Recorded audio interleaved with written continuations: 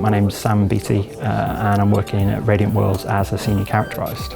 So I've been here for 5 months and the guys have been working on this for like 2 years, and so the initial stuff that they were working on, we'd have just been given like a set concept. When we started to put more classes of the creatures in the games, we didn't really want to have to make bespoke like creature models for all of them. So the best way to do that really was to look at sort of an attachment system where we kind of make the base character and then we kind of just plug things on top, so to sort of change its silhouette. With a creature, as it approaches you, you really want to kind of know straight away the type of damage maybe this creature's going to do, so we'll kind of develop like a visual language for things to dictate like creatures that are going to do ranged attacks, for example. And kind of with the nature of the type of game we have sort of floating parts to characters, so we can really sort of like utilise that to really push character silhouettes as well, which, you know, from a modelling standpoint is like a dream to have that. So I went to study at Leeds Met.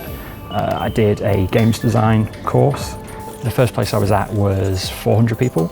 I ended up moving to a startup in London and there were, I think I was the 8th person, so it was a massive change. So you kind of, like I've kind of had both sort of the big studios and then the really sort of small sort of startup stuff. You've got to find what suits you really.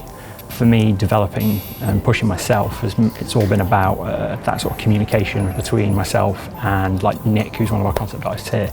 And I've found that to be pretty important at most places, is to sort of like develop good relationships with like the concept artists, with the animators, because they're the people you're going to sort of go between a lot. I think at the beginning it's more about sort of finding what you find fun about it. So if you really like doing really cartoony stuff, just go with that if that's what you really like. In the job, naturally your portfolio on that style will grow.